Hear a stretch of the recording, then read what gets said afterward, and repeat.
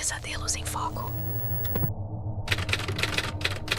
Relato gravado em áudio e transcrito por um funcionário de uma clínica psiquiátrica no interior do Paraná. A paciente não autorizou o uso de seu nome, por isso o arquivo foi etiquetado apenas como caso 142B, espelho. Não sei ao certo onde isso começou. Talvez tenha sido no brechó, talvez dentro de mim. Ou, talvez seja tudo a mesma coisa. A loja era minúscula, uma portinha escondida num beco do centro. Nem nome tinha. Uma vitrine cheia de quinquilharias cobertas de poeira. Entrei só para fugir da chuva. Juro por tudo que foi por acaso. Lá dentro, uma mulher idosa me ofereceu um chá com cheiro de erva doce e cravo. Tinha um sorriso gentil, mas os olhos não sorriam. Ela não disse o nome da loja.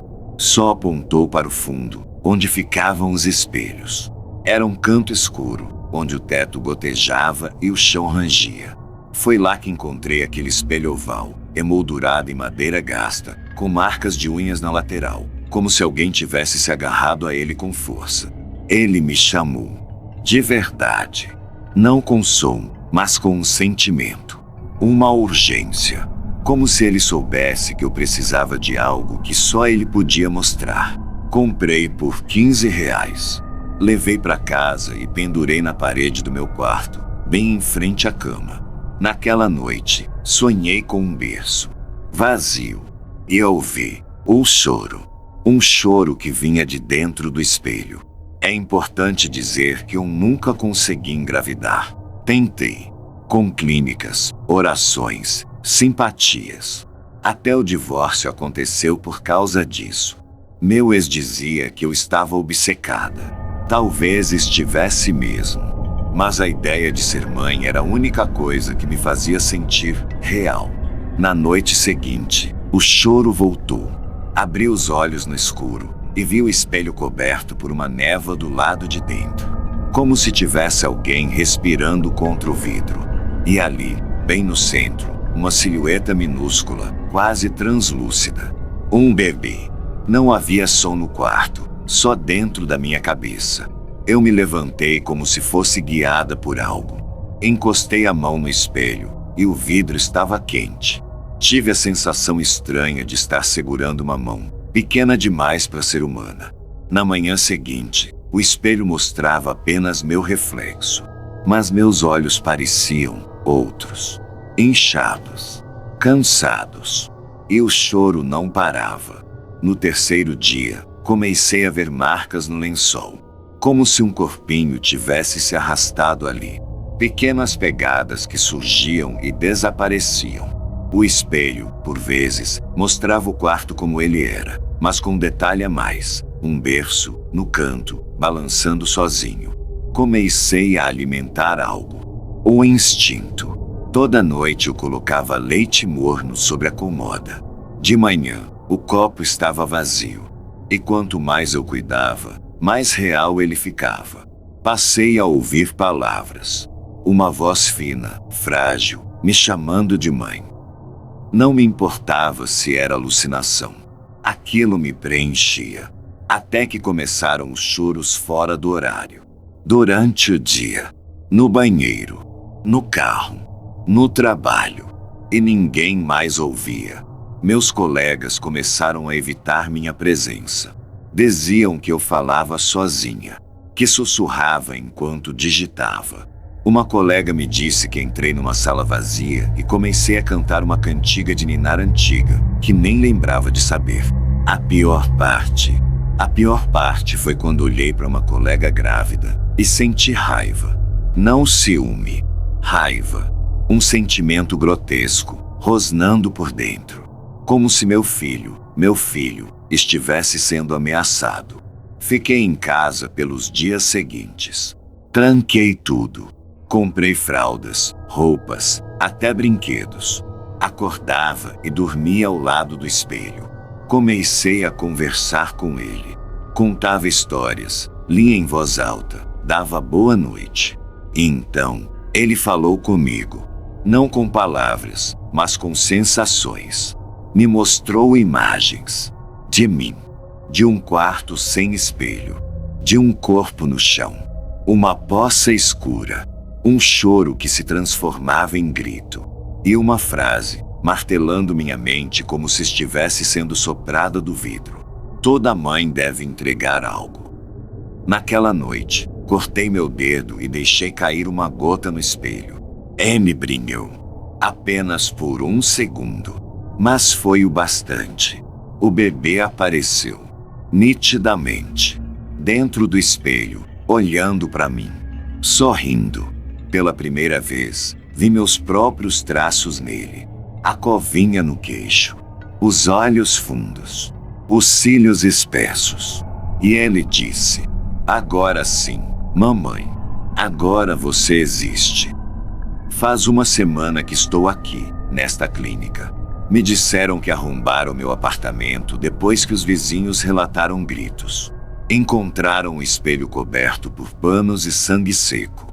Disseram que eu estava no chão, balançando um travesseiro vazio, repetindo SHHH. "Mamãe tá aqui, mamãe tá aqui."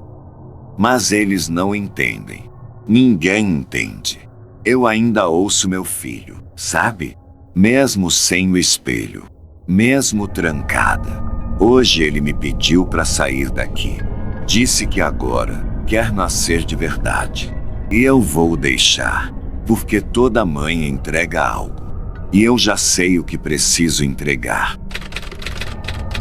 Trechos do diário encontrado num brechó desativado no bairro do Ipiranga, São Paulo. Datado de 1998. Entrada 1, 13 de fevereiro. Hoje, comprei um caderno no brechó da esquina, aquele quase escondido entre um boteco e uma oficina de radiadores. Só entrei porque vi a plaquinha R$1 qualquer item da caixa. Me chamaram a atenção os discos velhos, mas acabei pegando um caderno marrom, com capa de couro e feixe de botão. Está em bom estado, com páginas amareladas, mas em branco. Vou usá-lo como diário de voz. Explico. Gosto de escrever o que ouço. Desde criança, tenho isso. Sinto uma paz estranha quando transcrevo sons, diálogos ouvidos ao acaso, músicas distantes, até o rangido do portão da frente. Entrada 2, 14 de fevereiro. Comecei a usar o caderno. Escrevi o som da chuva ontem à noite. Tic, tic, clock. Como se cada gota fosse uma pequena batida de tambor. Mas hoje, algo estranho aconteceu. Ao abrir o caderno, havia uma frase escrita na última página. Você ouviu mesmo, ou só quis ouvir? Juro que não escrevi isso. Pensei que fosse brincadeira do vendedor. Mas o brechó estava vazio quando comprei. E ninguém mais mexeu no caderno. Entrada 3, 15 de fevereiro. Passei a noite ouvindo barulhos vindo do armário onde deixei o caderno. Como sussurros abafados. Quando abri, silêncio. Mas o caderno estava quente ao toque. E outra frase nova apareceu, desta vez logo na capa interna. Quem escreve, prende. Não sei o que significa, mas confesso, tive um calafrio. Ainda assim, não consigo parar de escrever nele. Parece que minhas mãos se movem sozinhas. Entrada 4, 17 de fevereiro. Algo mudou. Hoje escrevi sobre um som que não ouvi. Acordei de madrugada com a sensação de que alguém falava comigo, mas não entendi. Ao abrir o caderno, sem pensar, escrevi: ela está atrás da porta, esperando você dormir de novo.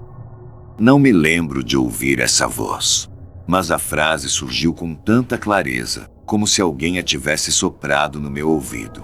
Fiquei olhando a porta por horas. Não consegui dormir. Entrada 5, 18 de fevereiro. Experimentei deixar um gravador ligado perto do caderno.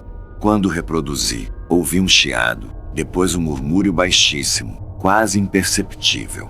Ampliei o som. Era uma voz feminina, fraca, suplicante. Não escreva mais, ele escuta através das palavras. Não entendo o que está acontecendo, mas quanto mais escrevo, Mais coisas surgem no caderno por conta própria. Algumas em minha caligrafia. Outras, não. Entrada 6, 19 de fevereiro. Joguei o caderno fora. Deixei no lixo da rua antes de amanhecer. À tarde, ele estava sobre minha cama. Aberto. Página nova escrita. Você pode jogar palavras fora? Ele não pôde. Quase rasguei tudo. Mas algo me fez parar.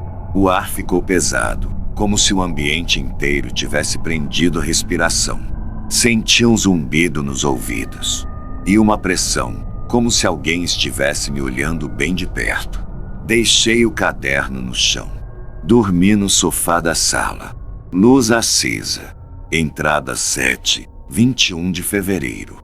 Hoje me peguei escrevendo enquanto dormia. Acordei com a mão segurando a caneta e o caderno aberto no colo. A folha estava cheia de frases sobre sons que nunca ouvi. Vozes na parede, passos sobre o telhado, alguém respirando no ralo do banheiro. O mais estranho, todas essas coisas aconteceram durante o dia. Exatamente como escrito. Entrada 8, 23 de fevereiro. Não saio mais de casa. O caderno parece me seguir. Deixo na cozinha, ele aparece no banheiro. Tranco numa gaveta, ouço o botão dele abrir sozinho. Hoje, escrevi uma última frase. Se eu parar de escrever, ele vai vir. E a resposta surgiu logo abaixo, em caligrafia trêmula, como rabiscada com os dedos. Sim. Entrada 9, 24 de fevereiro. Comecei a ouvir a voz durante o dia. Baixa, metálica, como uma agulha riscando um disco arranhado. Ela não fala, sussurra sílabas desconexas. Mas uma frase é clara. Sempre a mesma. Transcreva-me. Sinto que cada palavra que escrevo dá forma a algo que estava adormecido. Algo faminto. O papel do caderno mudou. Agora, parece tecido, poroso, áspero, quase vivo. Entrada 10, 25 de fevereiro. Hoje ouvi minha própria voz, vinda de dentro do caderno. Nota do responsável pelo brechó, março de 1998. Este caderno foi encontrado no fundo de uma caixa de itens devolvidos por herdeiros de uma casa interditada no Ipiranga. Segundo relatos, o morador desapareceu sem deixar vestígios, restando apenas móveis empilhados e anotações espalhadas. Não houve venda formal do caderno. Ele simplesmente apareceu sobre o balcão da loja. Quem o encontrar, favor não escrever neste diário. Não sou alguém impressionável. Sempre fui mais cético que supersticioso, mesmo trabalhando há anos como restaurador de antiguidades. As pessoas me trazem todo tipo de coisa: medalhões de família, brinquedos rachados, relíquias de guerra. Mas nada me afetou como aquela moldura. Ela estava encostada num canto escuro de um brechó obscuro na Vila Mariana, em São Paulo. A loja não tinha nome visível, apenas um letreiro desbotado com a palavra arte que, sinceramente, parecia ter sido colocado de forma irônica. A vitrine exibia santinhos quebrados, quadros manchados, bonecas de porcelana com os olhos estourados. Um cenário digno de filme B. Eu entrei sem pensar. Fazia frio e comecei a me convencer de que estava apenas procurando abrigo. Mas, lá dentro, meus olhos bateram direto na moldura. Era de madeira escura, entalhada à mão com detalhes florais que pareciam murchar quanto mais eu os observava. Não havia nada dentro, nenhum retrato, nenhuma pintura. Apenas o espaço vazio, protegido por um vidro opaco. Quando me aproximei, tive a nítida impressão de que o vidro estava embaçado por dentro. A velha por trás do balcão notou meu interesse e disse, sem me encarar, R$ 70.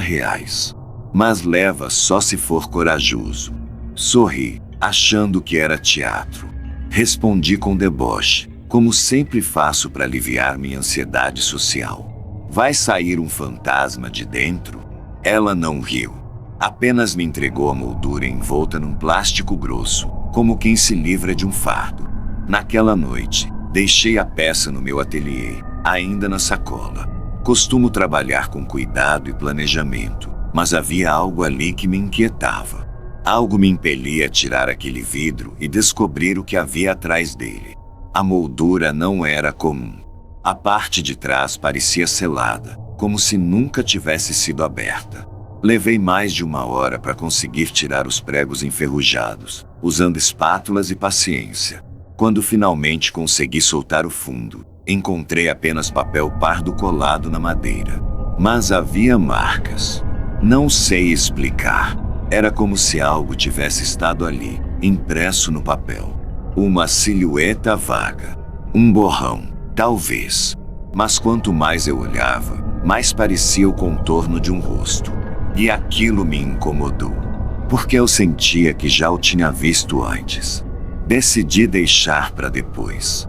Coloquei a moldura na parede oposta à minha mesa de trabalho, ainda sem nada dentro, apenas o vidro opaco voltado para mim. Achei que seria temporário. Mas naquela noite, sonhei. Eu estava no ateliê, mas o espaço parecia diferente. O tempo mais lento, o ar pesado como dentro de um aquário. E diante da moldura, alguém me observava de dentro dela. Um rosto difuso, parado atrás do vidro, como reflexo onde não havia espelho. Acordei suando frio. Comecei a notar coisas estranhas nos dias seguintes. Sempre que eu olhava direto para a moldura, via apenas o vidro. Mas quando passava por ela de relance, era como se algo se movesse ali dentro. Como se o vidro estivesse, de fato, mostrando o reflexo. Mas não o meu. Uma noite, testei.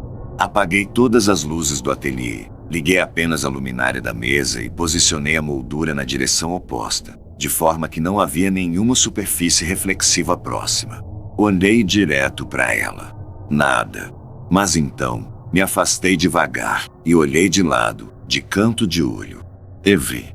Era um homem, ou a sombra de um. Seu rosto estava colado no vidro por dentro, os olhos vítreos, o sorriso desfigurado. Não havia movimento, apenas presença. Pesquei. E sumiu.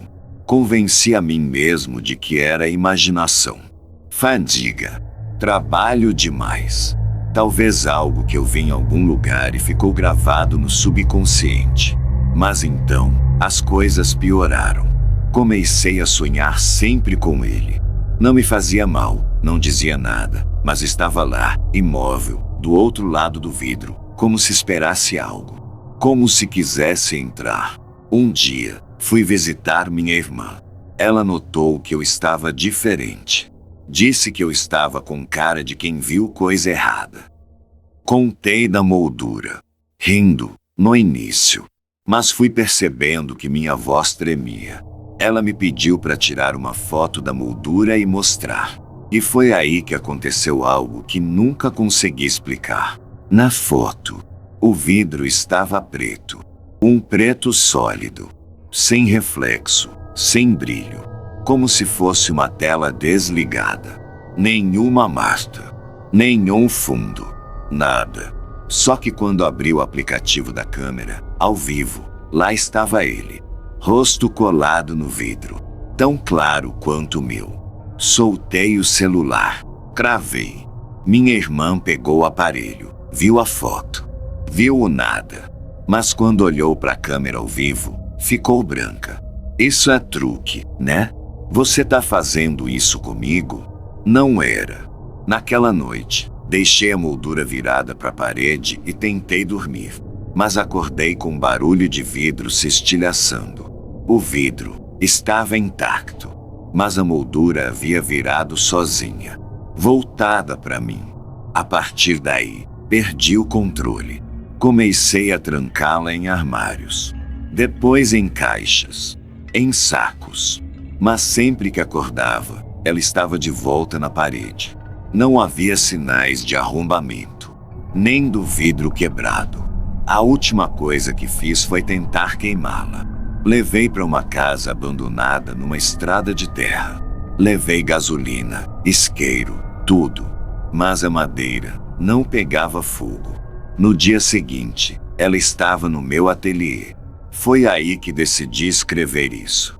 Talvez para documentar, talvez para entender, talvez para passar adiante.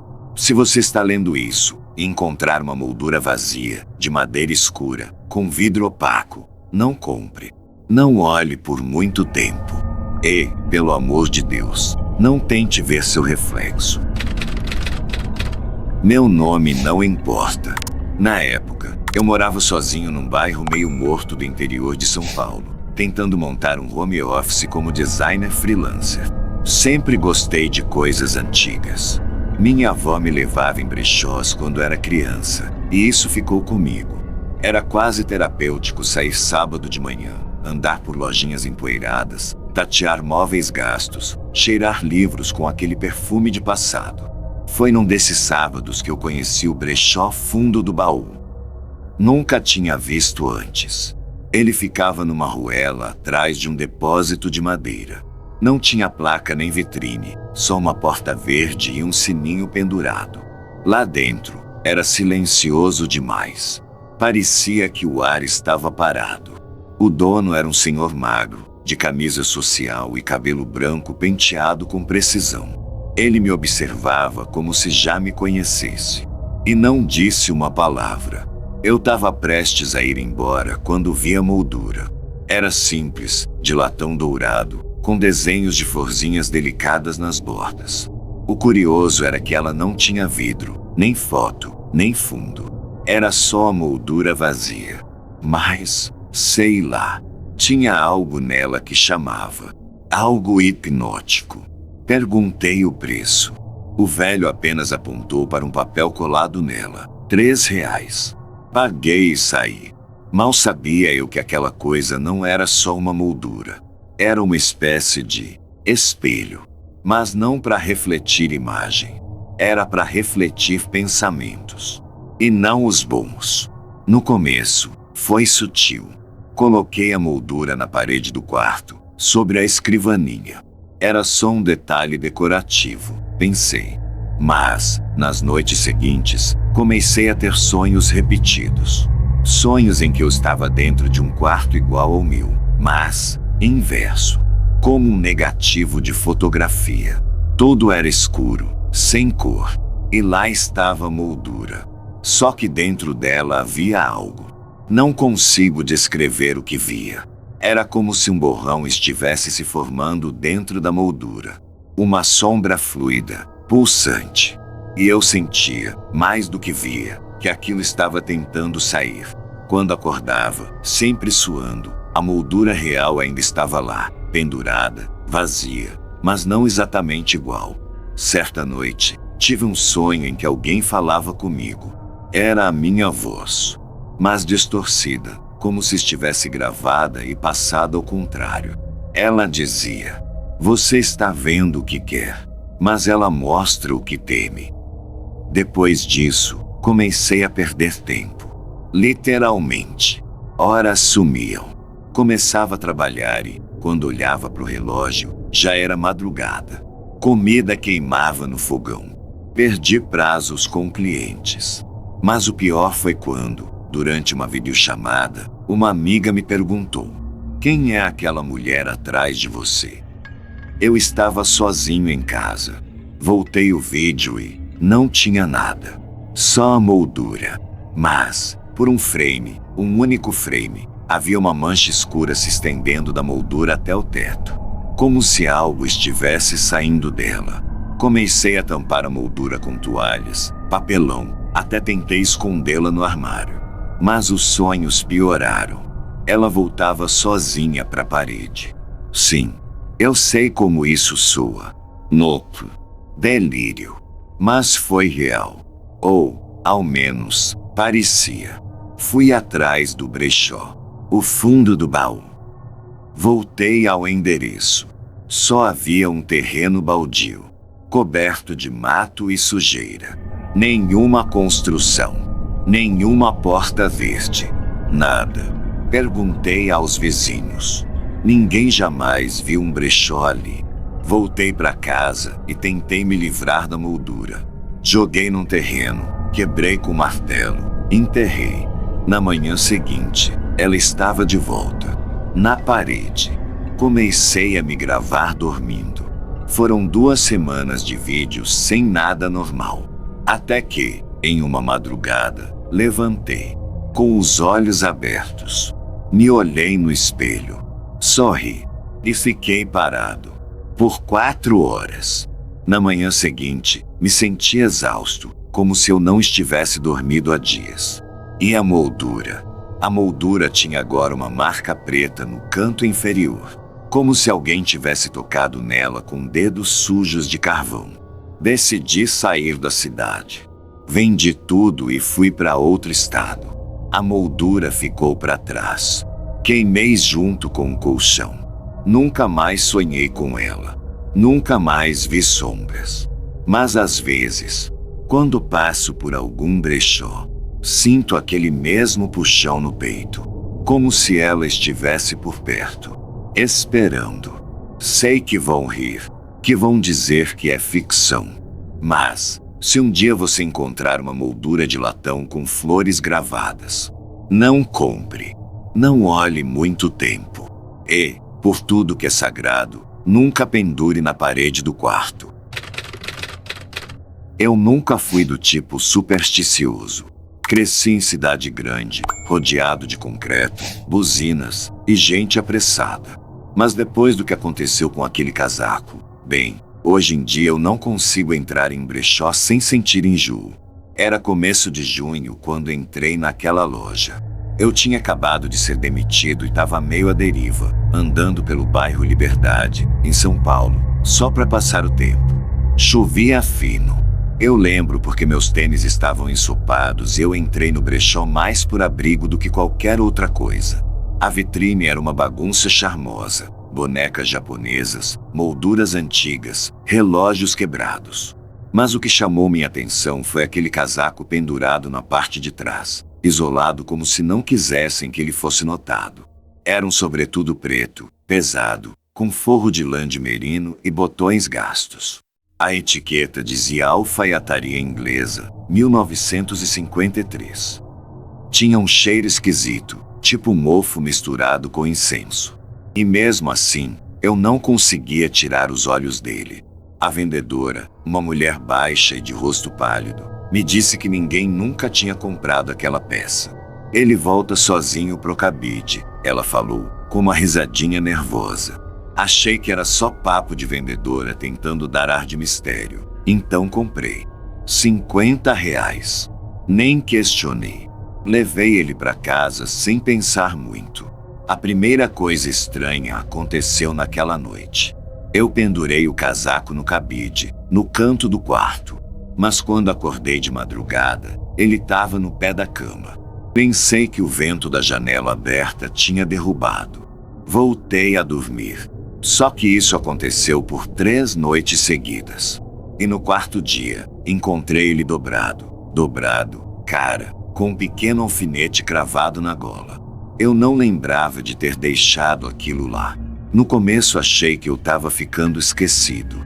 Comecei a me filmar dormindo, usando o celular apoiado num tripé improvisado com livros. E foi aí que a coisa realmente descambou. Na 3ª gravação, por volta das 2h43 da madrugada, eu vi claramente, o casaco se moveu. Primeiro balançou como se alguém estivesse dentro dele. Depois, caiu do cabide. Não teve vento, não teve tremor. Ele simplesmente se mexeu. Não andou, não voou, mas se mexeu de uma forma que roupa nenhuma deveria se mover sozinha. Parei de usar o quarto. Dormia no sofá, deixava o casaco no armário trancado. Mas toda vez que acordava, ele estava em algum lugar novo. Uma vez, no banheiro. Outra, em cima da geladeira. Comecei a ter sonhos esquisitos. Em um deles, eu vestia o casaco e sentia como se meu corpo tivesse sido substituído por outro. Eu via minhas mãos mudarem de cor, de formato. E alguém, não sei se era homem ou mulher, sussurrava em francês, sempre a mesma frase, e o resto em core quelque chose de moi ici. Algo como ainda resta algo de mim aqui. Numa dessas madrugadas, Decidi ir até o brechó e devolver. Mas o lugar estava fechado. Parecia abandonado há meses. Vidros quebrados, teias de aranha, poeira grossa cobrindo tudo. Mesmo assim, a vitrine ainda tinha o mesmo relógio parado às 3h17. Voltei para casa com uma sensação de que o casaco não queria ser deixado lá, que ele havia me escolhido, que, de algum modo, eu era só o próximo na fila.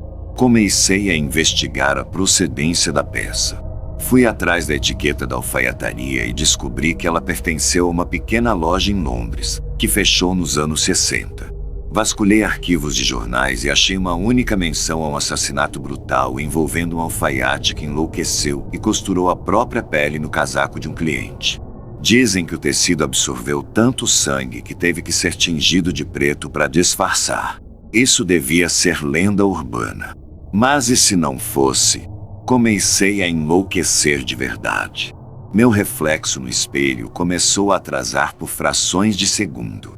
Às vezes eu falava algo e só ouvia minha voz um segundo depois. Coisas desapareciam e voltavam em lugares que eu nem tinha ido. Minha barba crescia de forma desigual, como se meu rosto estivesse mudando sutilmente. Fui morar com um amigo. Contei tudo para ele. Me riu, claro. Riu até o dia em que me viu vestindo casaco no meio da madrugada, parado no corredor, com os olhos revirados. Ele me mostrou o vídeo depois. Eu não lembro de nada. Nada. E no vídeo, eu falava francês. Il reste encore quelque chose de moi ici. Ele queimou o casaco numa clareira no interior, longe de tudo.